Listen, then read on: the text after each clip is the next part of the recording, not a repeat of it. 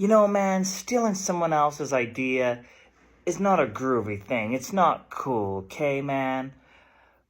But I always kind of find it fascinating when people take someone else's idea and they like reimagine it and they make it so different.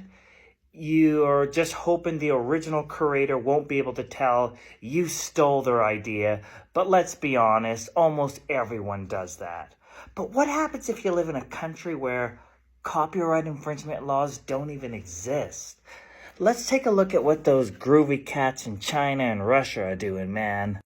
So in Russia, they have a saying, it's monkeys see monkey copyright infringement. So since those sanctions have been placed on Russia, they decide a lot of American companies have had to pull out of Russia, so they decide to do their own version of American companies, but obviously inspired, where it's a clear ripoff. Starbucks?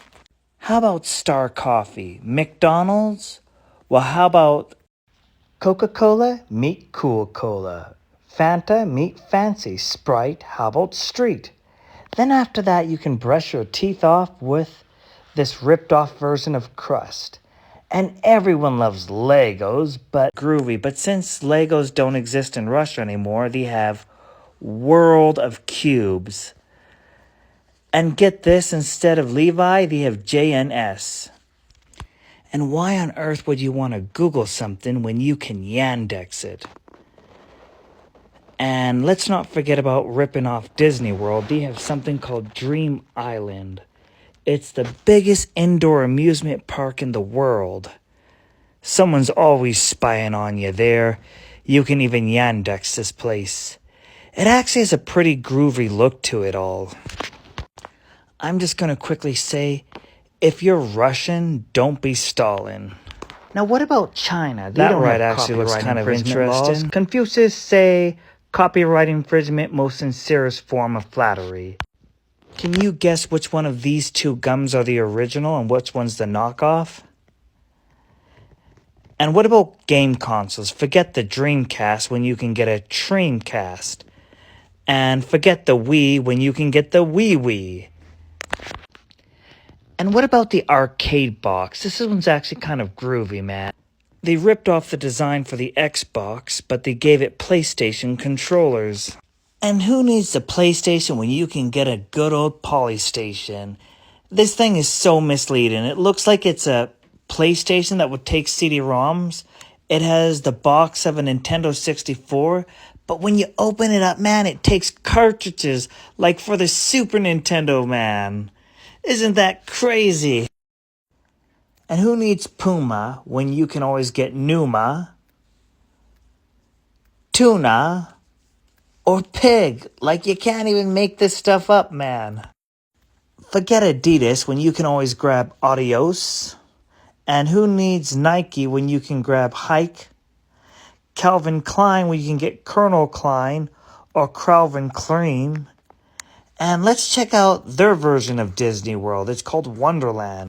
This here was a complete and total rip-off and knockoff of Disneyland. It had everything from the Epcot Center. I mean, this is their version of the Epcot Center. And here's the real Epcot Center in Disney World so you can see the difference. This one here had a creepy rabbit that had a gun pointing at you. Crazy Mouse? But they were constructing this in the 90s. But for the sake of everyone's mental health, they ended construction and they started tearing it down. But could you imagine if this thing actually went through? And let's check out some of their fast food joints. McDonald's. And who needs KFC when there's OFC? That is wrong under so many levels, but groovy story with this is, the guy who did it didn't even know that's a racist stereotype. He was just a big fan of Obama and KFC, so he combined the two and created OFC. That's even crazier than pizza, huh? They even have their own version of Google, since Google won't censor their search results and let it go past the Great Firewall of China. They have something called Gucci, which is a total ripoff of Google, man. And get this, they have a theme park based on World of Warcraft. The craziest thing is, Storm does not own this. They built it without Storm's permission. It's in China, and Storm has been sending them cease and desist letters. The thing with China is, it's almost impossible to win a copyright infringement lawsuit in China, man. You just can't beat the CCP.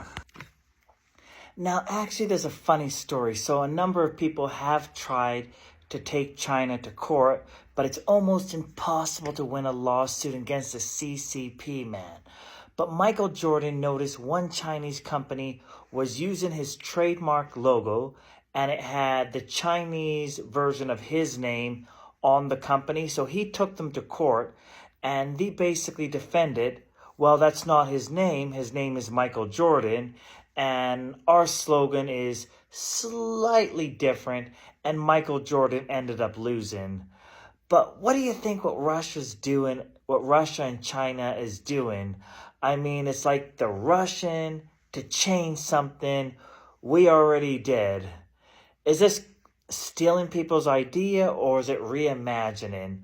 Anyways, I think it's kind of groovy. What do you cool cats think about this? Let me know in the comments section below, man.